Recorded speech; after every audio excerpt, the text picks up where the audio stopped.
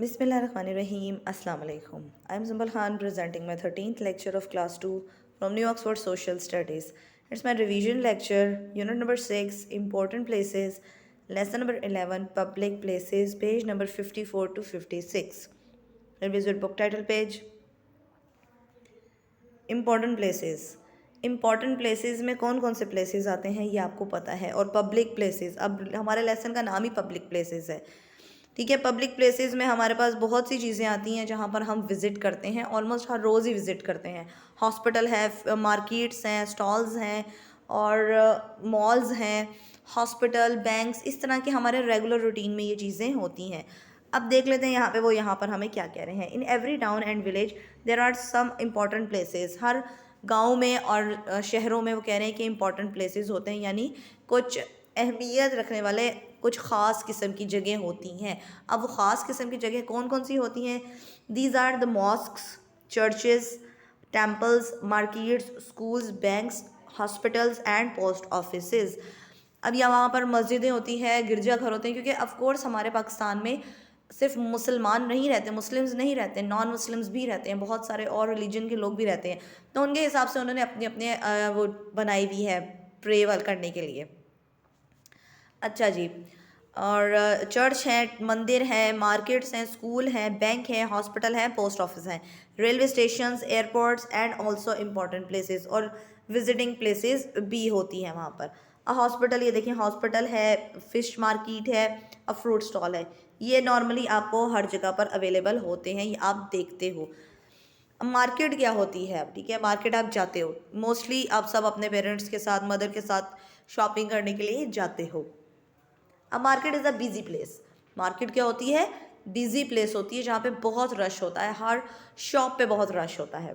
It is where people come to buy and sell goods. यहाँ पर लोग आते हैं और चीज़ें ख़रीदते भी हैं और बेचते भी हैं।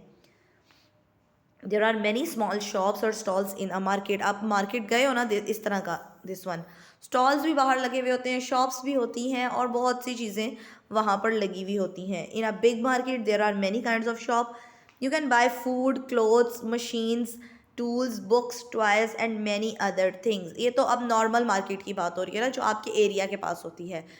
और जब आप बड़े मॉल्स में जाते हो, बड़ी शॉपिंग की जगह पर जाते हो, बड़ी मार्केट्स में जाते हो, वहाँ पर क्या होता है कि आप बहुत सी और भी आपको चीज़ें मिलती हैं। आप वहाँ से फूड ख़रीदते हो, आप वहाँ से क्लोथ्स लेते हो, मशीनरी लेते हो, क्रॉकरी लेते हो, अपनी होम अप्लाइंसेस लेते हो, ठीक है, और बुक्स लेते हो, टॉयज, बहुत सी चीज़ें हैं जो आप वहाँ पर लेते हो, अपनी पर्सनल एक्सेसरीज़ लेते हो, ठीक है। और अच्छा, इसके अलावा मीन्स शूज़ वगैरह आप लेते हो वहाँ से, अपनी स्कूलिंग की चीज़ें लेते हो वहाँ से। Some market sell only one type of thing. कुछ मार्केट्स ऐसी होती हैं जिसमें एक ही चीज़ बिकती है, वो एक ही टाइप की मार्केट होती है। कभी आपने सुना होगा ये फ्रूट मार्केट है, ठीक है, उसमें सिर्फ आपको फ्रूट मिलेगा। जैसे फ़िश मार्केट है, यहाँ पर in a fish market you can buy all kinds of sea food.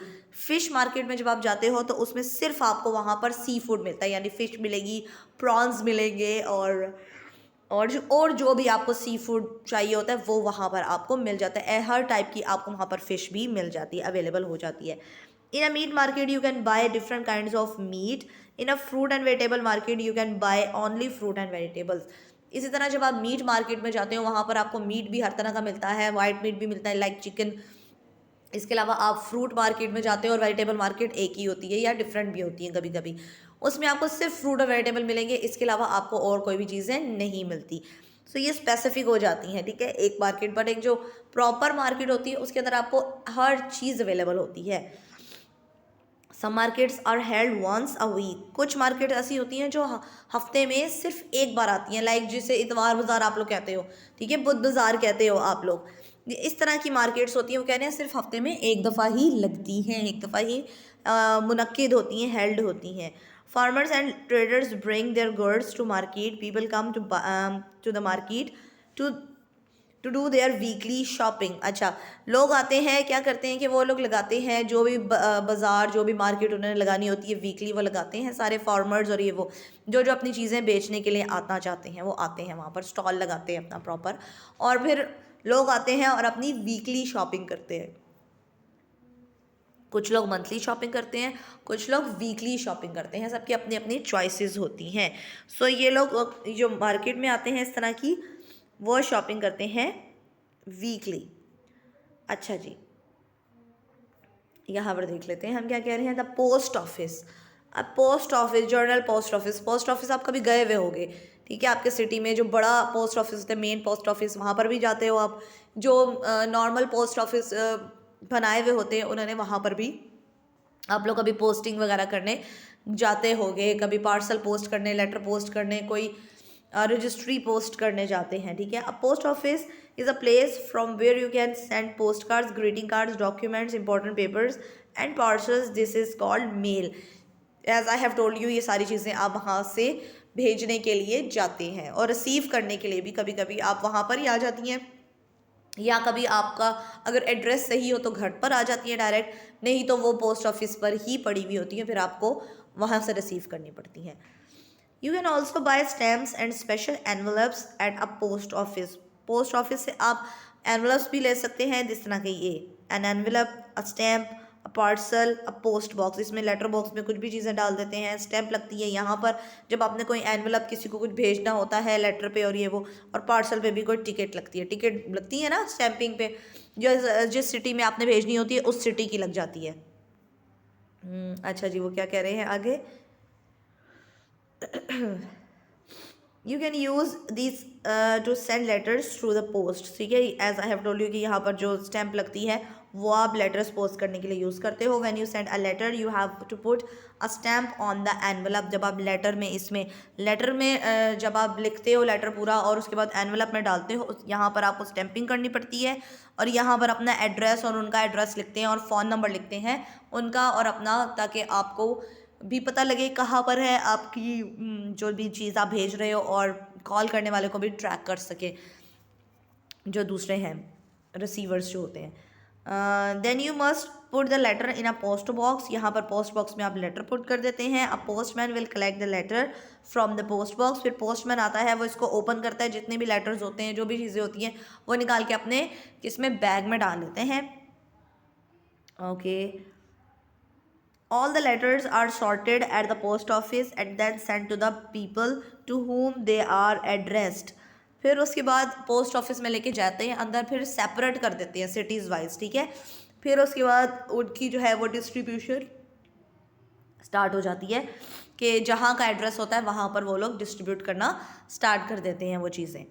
Did you know में देख लेते हैं। That largest train station in the world by number of platforms is grand central terminal USA. It has 44 platforms.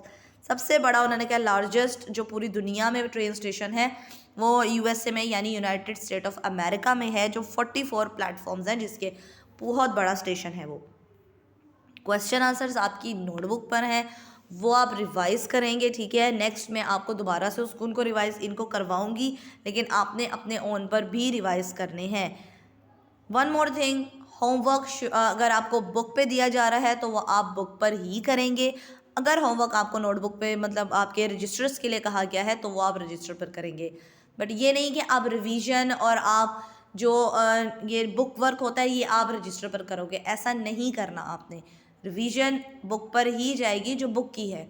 जो homework दिया जाएगा, जो मैं कहूँगी आपको कि आपने रजिस्टर पर करना है, वो आप रजिस्टर पर करोगे। बुक का होमवर्क बुक पर ही जाएगा, ठीक है। ये वाला पेज मोस्टली आपका डन नहीं हुआ होगा, जिनका डन है वो ठीक है कर लें, जिनका नहीं है वो ये आप करेंगे, ठीक हो गया। अच्छा जी, दिस वन, ये वाला जो है ये आप अपने रजिस्टर्स पर भी कर सकते हैं। लाइक आपने क्या करना होगा अपने रजिस्टर पर, जस्ट ये नेम्स आपने मेंशन करने होंगे। You have to write just these names. और अगर आपका ये काम बुक पर नहीं डन हुआ वहाँ, तो आप बुक पर भी कर लें और अपने रजिस्टर्स पर जस्ट ये नेम्स राइट डाउन करेंगे in small letters. You can see these are small letters ही जाएंगे। आप मोस्टली देखेंगे मैंने फॉलो द पैटर्न लिखा हुआ होता है आपके रजिस्टर्स पर। क्यों लिखा हुआ होता है?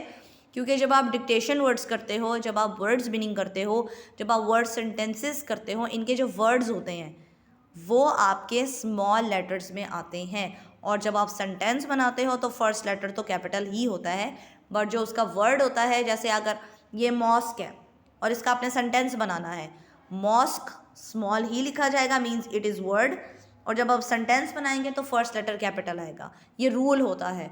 और डिक्टेशन वर्ड्स भी और वर्ड्स मीनिंग के भी सारे लेटर स्मॉल होते हैं, इसीलिए ये लेटर्स भी स्मॉल में हैं। सो आप जब लिखेंगे अपने रजिस्टर्स पर तो आप यहाँ पर स्मॉल लेटर्स ही लिखेंगे। ठीक हो गया? Thank you so much. Done for today.